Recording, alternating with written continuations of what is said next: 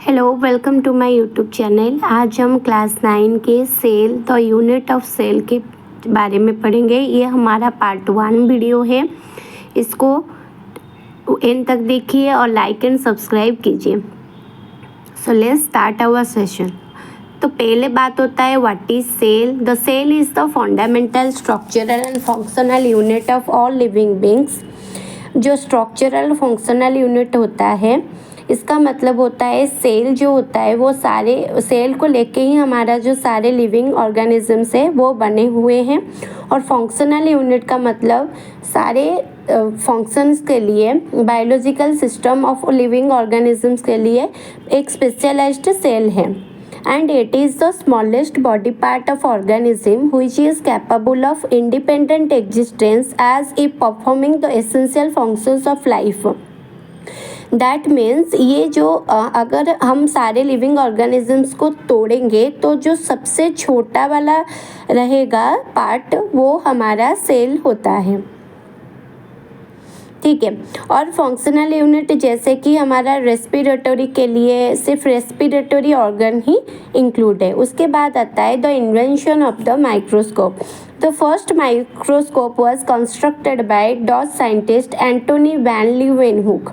जो Antonie van लीeuwenhoek है वो 400 माइक्रोस्कोप का कंस्ट्रक्शन किया था जिसमें सिंगल बाइकॉन्वेक्स लेंस लगे थे और उसको सिंपल माइक्रोस्कोप बोलते हैं। उसके बाद जो हमारे इंग्लिश साइंटिस्ट है रॉबर्ट हुक, जो कि सेल का भी डिस्कवर किया था, उन्होंने एक कंपाउंड माइक्रोस्कोप डेवलप्ड किए थे और जो कि कॉन्केव मिरर में बना हुआ था और वो सिंपल माइक्रोस्कोप से ज़्यादा बेहतर था।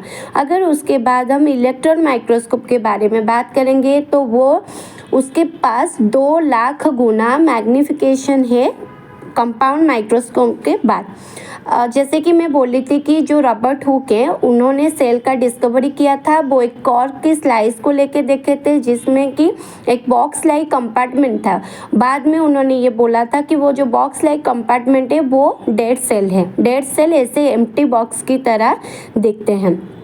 अगर उसके बाद हम बात करें तो सेल थ्योरी के बारे में, हमारा जो सेल थ्योरी ये बोलता है कि all animals and plants are composed of cells which serve as the units of structure and function. This is called cell theory and it was proposed by Schwann and Schleiden in 1839। तो जो Sweden है वो एक German botanist जिनका पूरा नाम Matheus Sweden है, वो 1838 में सारा प्लांट सेल में बना हुआ है ऐसा थ्योरी दिए थे। और जो हमारे थियोडोर स्वान है उन्होंने वो एक जर्मन जूलॉजिस्ट है, वो भी सेम चीज़ एनिमल में होता है ये जानकारी दिए थे।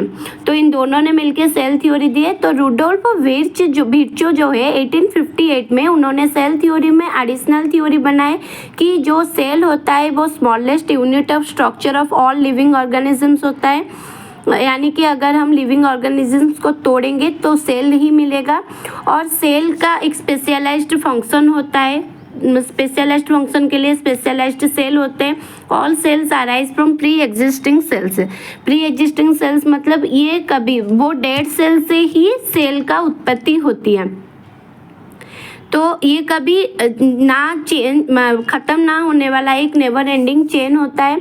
और जो सेल थ्योरी स्ट्रक्चरल यूनिट के बारे में हमने बता चुके हैं कि ये एक सेलुलर स्ट्रक्चर होता है, जैसे कि सारे लिविंग ऑर्गेनिज्म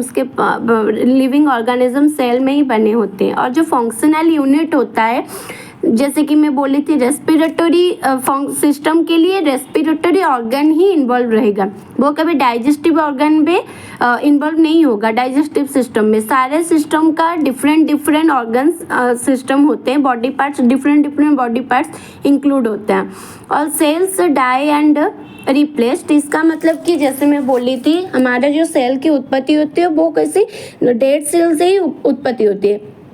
तो ये जो फॉर्मेशन ऑफ सेल्स होते हैं ये कभी ना ख़त्म होने वाला चेन है, तो इसको हम नेवर एंडिंग चेन भी बोलते हैं। All life starts as a single cell that is called egg. तो जितना भी लिविंग ऑर्गेनिज्म है वो जैसे कि हमारा ह्यूमन बींग्स फोर्टर से ही बने हैं, वो एक सिंगल सेल था, वो फर्दर डिवाइडेड होके ही आज हम मल्टी सेलुलर ह्यूमन बींग बने हैं। उसके बाद अगर हम सिंगल सेल के बारे में बात करेंगे, सिंगल सेल का मतलब क्या होता है, एक ही सेल में बना हो, जो कि यूनिसेलुलर ऑर्गेनिज्म होते हैं, जैसे कि एग्जाम्पल बैक्टीरिया और ईस्ट, और जो कि कुछ 100 और 1000 सेल में बने हैं, जैसे कि स्पाइरोगाइरा, वॉलबॉक्स, और कुछ मल्टी सेल्ड भी होते हैं, जैसे कि हम ह्यूमन बींग, हमारे अंदर बिलियंस मिलियंस ऑफ सेल्स बने हुए हैं। अगर हम कुछ ह्यूमन बींग्स की सेल के बारे में पढ़ेंगे तो ये होता है जो हमारा होल बॉडी में तकरीबन 1000 मिलियन सेल्स मौजूद हैं, और हमारे ब्रेन कॉर्टेक्स में 10,000 मिलियन नर्व सेल्स हैं, 5 to 6 million red blood cell में, और 7000 white blood cell per cubic millimetre in blood में है। तो ये जानकारी हमारा एंटायर ह्यूमन बॉडी में जितनी सेल की काउंटिंग है। और दूसरी बात अगर हम देखेंगे कि कितना स्मॉल होता है, तो इसको हम डिवाइड करेंगे smallest, longest and largest cell में। जो हमारा स्मॉलेस्ट सेल होता है, जैसे कि बैक्टीरिया को ले, जिसका साइज 0.3 से 5.0 माइक्रोमीटर तक होता है, और आरबीसी जो रेड ब्लड सेल का होता है, हमारे ब्लड में होता है ना आरबीसी, उसका अबाउट 7 माइक्रोमीटर का है। और जो लॉन्गेस्ट सेल होता है नर्व सेल, बिकॉज हमें ये तो पता है कि हमारा पूरा शरीर में अगर कोई सेल छाया हुआ है तो वो है नर्व सेल, और लार्जेस्ट सेल ऑस्ट्रिच का एग होता है। उसके बाद cells generally remain small in size. This is different regions of a cell can communicate with each other, and cells have a large surface area or volume ratio for greater diffusion of substances in and out of the cell. तो greater diffusion के लिए उसका surface area और surface volume large होना चाहिए, और different reason में they can easily communicate with each other.